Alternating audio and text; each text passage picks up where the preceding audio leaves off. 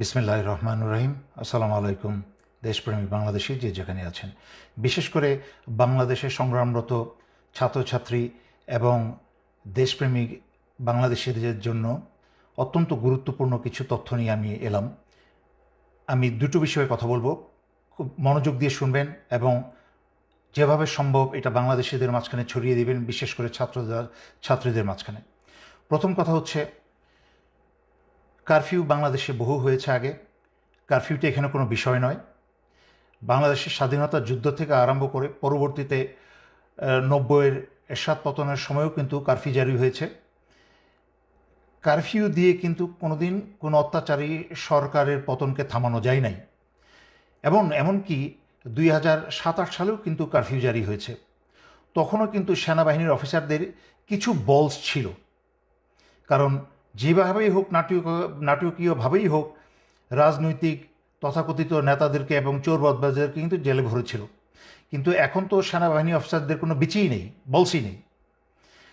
এবং বর্তমানে সেনাপ্রধান, গত লাইভে আমি ভদ্রভাবে ওনাকে বলেছিলাম দেশ এবং জনগণের পাশে দাঁড়াতে। যদি উনি জরুরি অবস্থা জারি করতেন তাহলে সেটা দেশ এবং জনগণের পক্ষে হতো, কারণ জরুরি অবস্থা জারি করা মানে হচ্ছে স্বৈরাচারী শেখ হাসিনা আর ক্ষমতা নাই। কিন্তু আমি যতদূর শুনেছি কারফিউ জারি করা হয়েছে। এর পিছনে ছোট্ট করে আমাকে একটু ব্যাকগ্রাউন্ড বলতে হয়। এই বর্তমান সেনাপ্রধান জেনারেল ওয়াকার স্বৈরাচারী শেখ হাসিনা আত্মীয়।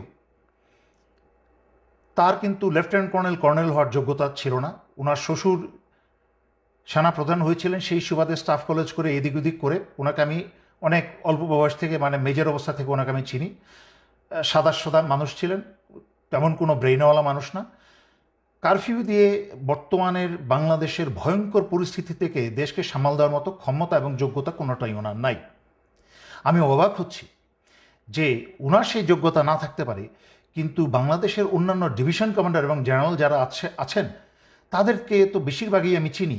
ওনারা কি করছেন? ওনারা কি আঙুল চুষছেন? ওনাদের অনেকেই তো আমি জানি যে প্রফেশনাল মেরিট আছে, যোগ্যতা আছে।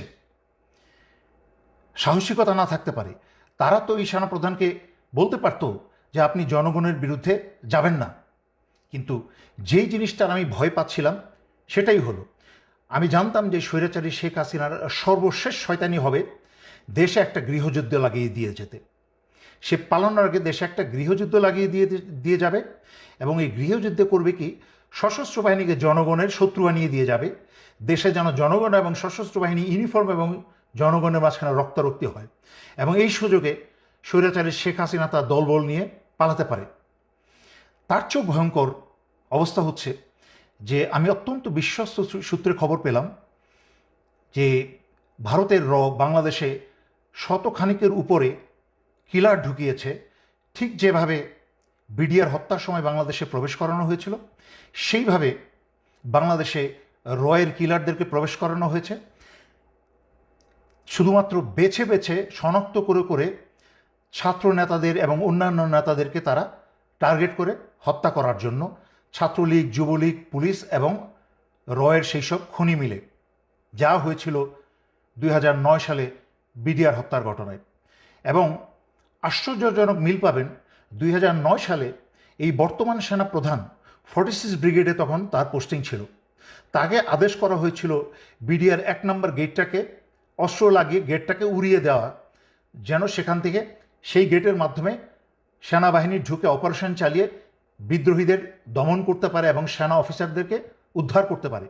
কিন্তু যখন এই জেনারেল ওয়াকার তখন অস্ত্র তাক করা এবং নিশানা করা সব কিছু প্রস্তুত হয়ে গিয়েছিল, হঠাৎ করে একটা ফোন আসে। সেই ফোনটা আর কেউ না, অবসরপ্রাপ্ত জেনারেল তারেক সিদ্দিকীর কাছ থেকে সেই ফোনটা আসে। তাকে বলা হয় অস্ত্র গুটিয়ে নিয়ে সেনানিবাসে ফেরত যেতে। তখনই সে সেনাপ্রধান কারোর আদেশ শুনে নাই, সেনানী বাহিনীর কোনো আদেশ শুনে নাই।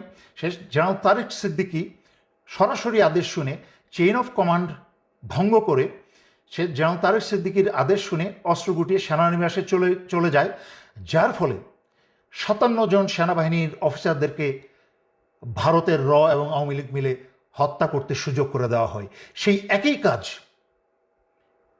এই জেনারেল ওয়াকার আবারও করছে।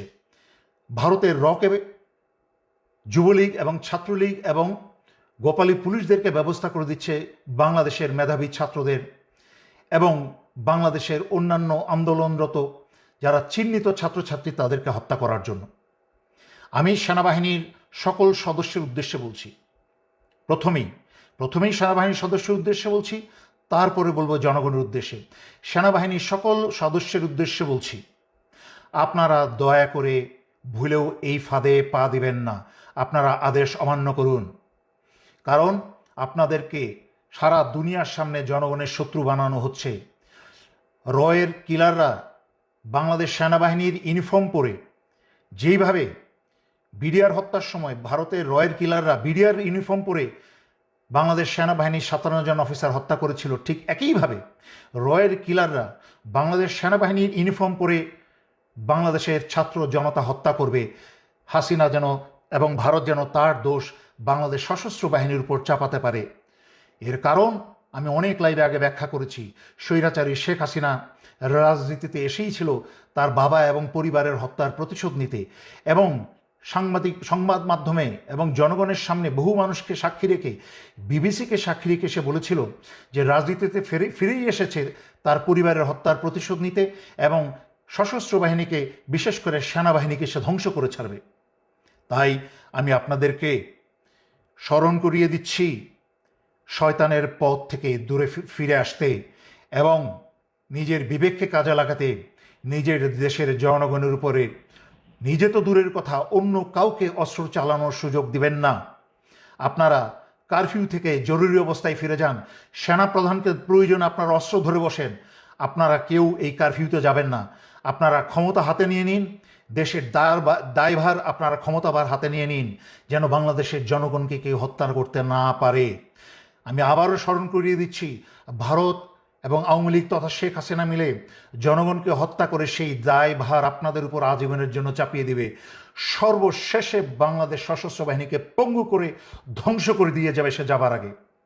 আর জনগণের উদ্দেশ্যে বলছি, আপনারা কারফিউ জারি করার পরে সংঘবদ্ধভাবে সবাই যার যার এলাকায় একটা শক্তিশালী অবস্থানে যাবেন। কোনো অপরিচিত মানুষকে আপনাদের মাঝখানে প্রবেশ করতে দিবেন না। যখনই কোনো অপরিচিত ব্যক্তি আপনাদের দিকে অগ্রসর হবে, যেহেতু কারফিউ জারি করা হয়েছে, আপনার উন্মুক্ত রাস্তাঘাটে থাকার কথা না, কিন্তু কারোর আপনার ঘরে ঘরে অফিসে আদালতে যাওয়ার কথা না। যদি কেউ আপনাদের ঘরে অফিসে আদালতে অনুপ্রবেশ করার চেষ্টা করে, আপনাদের হাতে পাথর, ইট, অস্ত্র, আগুন, তেল যা আছে তাদেরকে ছুঁড়ে মারবেন, কিন্তু তাদের কাউকে আপনাদের কাছে আসতে দিবেন না। বাংলাদেশ একটা ভয়ঙ্কর সময় অতিবাহিত করছে।